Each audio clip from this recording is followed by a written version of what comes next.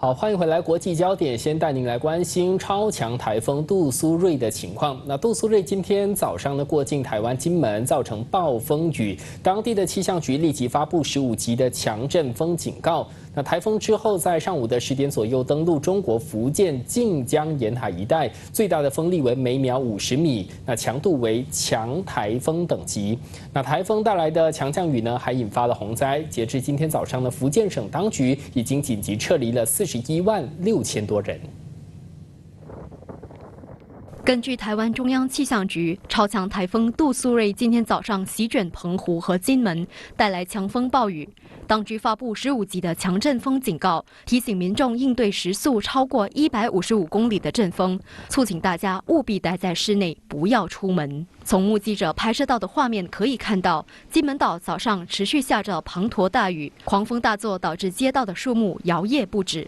根据当地媒体报道，台风导致数千户家庭断电，超过300趟境内和国际航班取消或展延，南部和东部之间的铁路也被迫停止服务。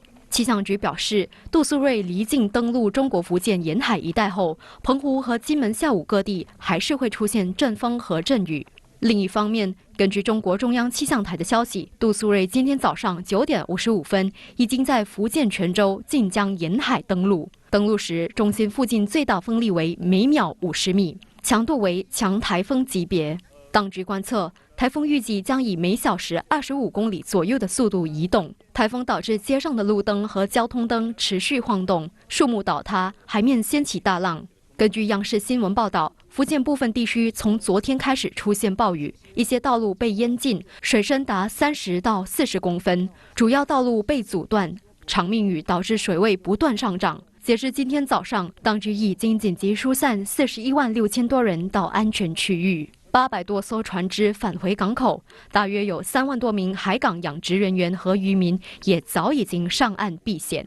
应急部队表示，渔民们在离开渔港之前，已经在门窗堆沙袋，作为固定，减低破坏。部分地铁门口也筑起挡风板和沙袋。城市工作人员对路旁的树木进行加固和修剪工作。福建省已经关闭463个景区景点和1万多个施工工地。气象局维持台风和暴雨1级应急响应。厦门、泉州、漳州等多个沿海城市已经关闭企业、工厂和学校。消防、电力、通讯等抢修队伍也准备好随时应对险情。